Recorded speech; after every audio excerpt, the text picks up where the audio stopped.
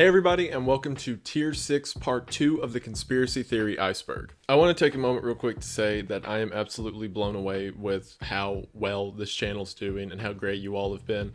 Like, the SCP video is up to 30k views, which is hard for me to even process, and I'm approaching like 5k subs. And it's a lot. I'm so thankful for it. It's all thanks to you guys. When I say thank you for watching, I really do mean it, because the fact that I would do this stuff that I enjoy, and then you would take the time out of your day to watch it and comment and give feedback, it really does mean the most. And I really do mean this. Thank you so much. Also, since a lot of you may not know this, I wanted to really quickly plug my Patreon. On there, me and my girlfriend Kayla have been doing a podcast, and recently we've been covering the things in this iceberg that I can't talk about on YouTube. So if you're interested in that, I also do short stories and stuff like that on there. And for the top tier patrons who receive a shirt every 3 months, this is the current design going up. So if you're interested in that, link will be in the description, and it will be the same link for the original iceberg image. Also down there will be a link to the subreddit, which again, Talker490, thank you so much for making that. Got a lot to cover, so we're going to go ahead and get into it.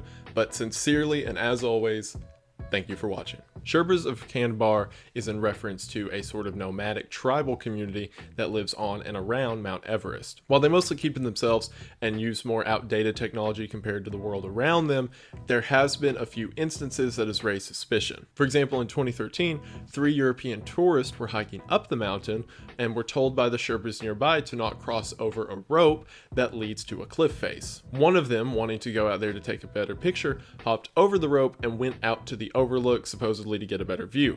As soon as he did, one of the Sherpas charged him with an axe, to which the others followed and began yelling and harassing the 3 men until they ran back down the mountain. While you may think that this is just for their safety, running at him with an axe kind of dispels that. This ties back to an original theory for the Sherpas, that they are the guardians of the ancient Shangri-La. This relates back to Hollow Earth theory, and supposedly around Mount Everest is the entrance to an underground cavern that is essentially an underground utopia. This would explain why the Sherpas nearby are okay with more outdated technology when it comes to stuff like quality of life, and would also explain why they're so violent to tourists who go looking around sides of the mountain that they have not particularly mapped out. Alright, so this one, I can't say the letter because YouTube's really dumb about this and political, so the letter that comes between P and R, that letter, source, is in reference to a mysterious third-party source that was used for the compilation of the Gospels of the Bible. Also, it's called that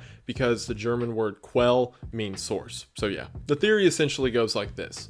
The 4 Gospels of Matthew, Mark, Luke, and John are the testaments of the life of Jesus on earth. John is kind of its own thing, and Matthew, Mark, and Luke are normally grouped together as all being different testimonies of the same experiences. It is primarily agreed upon that Mark came first and that Matthew and Luke were written afterwards. However, this is debatable considering afterwards could be the difference of a year or 2. While the testimonies of Matthew and Luke correspond quite heavily, there are some references to events that happened that historians do not believe Matthew or Luke were present for, such as the birth of Jesus or Jesus meeting the disciples before meeting Matthew and Luke. Therefore, the belief around this is that there is another source who's never identified that gives the information for those missing parts of Matthew and Luke's perspective. While most would say this could just be the other disciples speaking to Matthew and Luke, or Jesus himself communicating to them, there is a theory purported that it comes from a Greek text that is not mentioned in biblical canon. Furthermore, as a man named Burton L. Mack said, this extra Greek canon of the letter source states that Jesus was in fact not the Son of God, but simply a man or a sort of sage who went around teaching peace and goodwill. People use this... Go ahead. I thought you were dead, I'm so sorry. People use this as an example of Jesus being a fraud. However, I want to down this one a little bit in particular because the only evidence for it is there is one extra book that supposedly is better than all the other books written about it, and also Burton is a jerk, and every interview I found of him was just talking about how stupid anyone who believes in religion are and how they need to shut up and buy his book. So Yeah, no. Evidence for this theory is things such as the fact that whenever Jesus was speaking to the disciples, that he told them not to bring extra provisions as they will be provided for. And supposedly in this Q source, it said that the area Jesus was sending them to was areas that he knew people in. So therefore, teachings of charity are discredited by knowing people. I don't know, it's weird. Alternate world ending can have several definitions. However, the primary one that people use whenever they're talking about this is that of the Mayan calendar.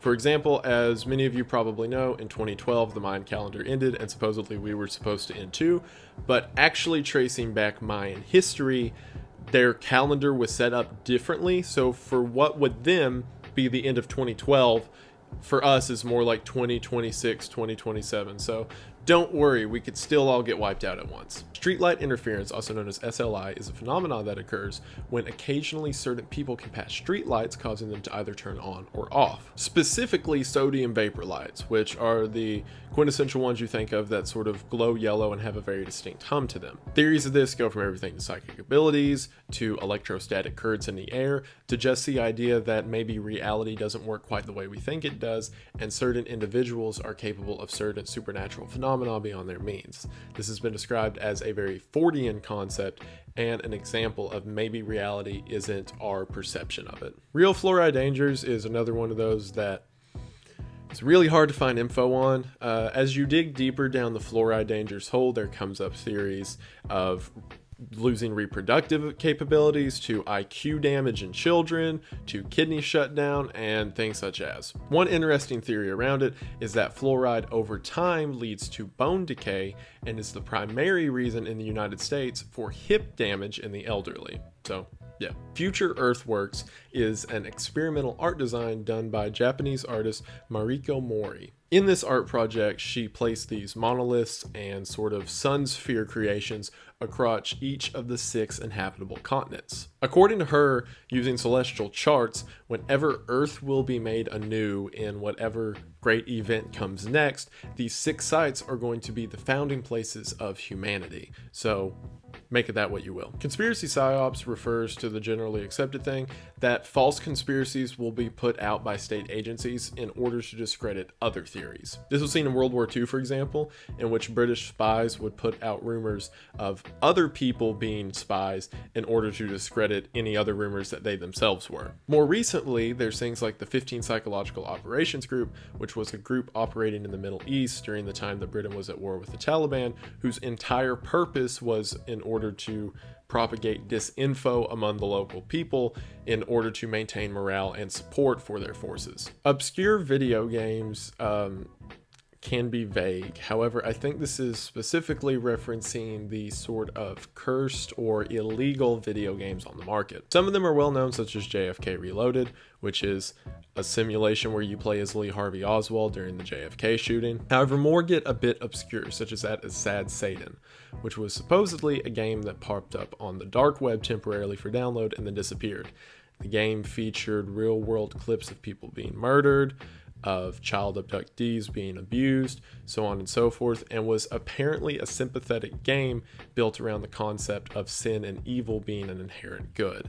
Or at least that's what the records say, because no one can find it now. All right, sexual assault missiles. I probably can't say this, but I have to talk about it. So whenever I searched this, I was like, this is just going to be an inherent joke. It has to be. And then surprisingly enough, it wasn't. A couple months before the Sandy Hook shooter went on his rampage, he had posted to anonymous boards that he had discovered something the government was working on, which he called sexual assault missiles. He then disappeared, and then 2 months later, the tragedy at Sandy Hook occurred. So that's lead people to theorize, what was he talking about? Was he just insane? Did this all have to do with some government psyop, 4-dimensional experiment they were running? No one knows, but those cryptic final words lead to a lot of debate. Circus Real URL was a shock website in a similar vein of Rotten.com. Basically just gore and other obscene content posted on the website by anonymous users. The website was taken down because of its content, But supposedly there is another URL that exists in the dark web that is the same website, only worse. However, there's no evidence of this or a specific URL which I could find, but it's another example of scary dark web evil videos. Singularity has already happened is in reference to in tier 2 whenever I spoke about singularity being the point at which we progress so far with AI and technology that there's no return. And reading something like this, you're like, oh, that's a cool theory, it can never happen.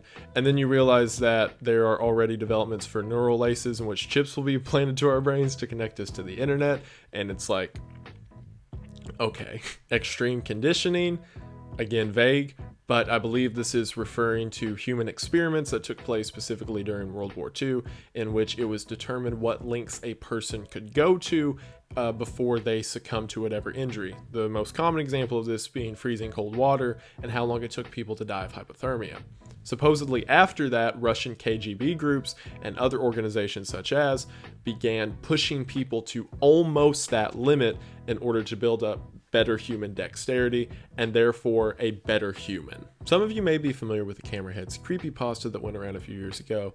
However, this theory propagates the true story in that the creepypasta was made as a cover-up. It all started with a 4chan post in which someone posted that they had found a backpack in the back of an alley that had a note attached to it that said, "I killed a Camerahead."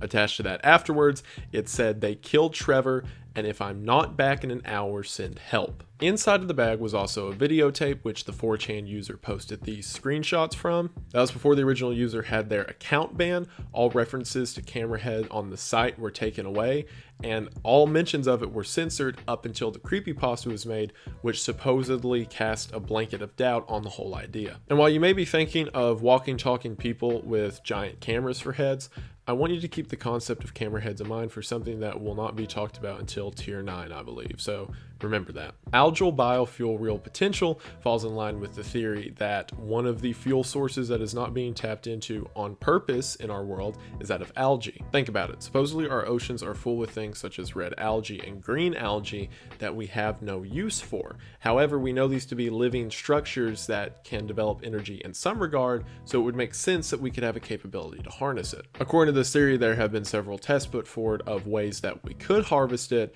and they are immediately and rapidly censored by big oil in order to not lose big oil. Layer cake theory is a theory based off of the layer cake ideology of the American state government. Layer cake is a metaphor used to describe the difference between states' rights and federal rights, in that you have a layered cake in which sometimes states have authority on matters and then sometimes the overarching federal government has an authority on matters. However, theories state that this is all just a facade and that the same people that control the state are the same people that control the Fed, and blah blah blah, evil Satan lizard aliens coming to kill you.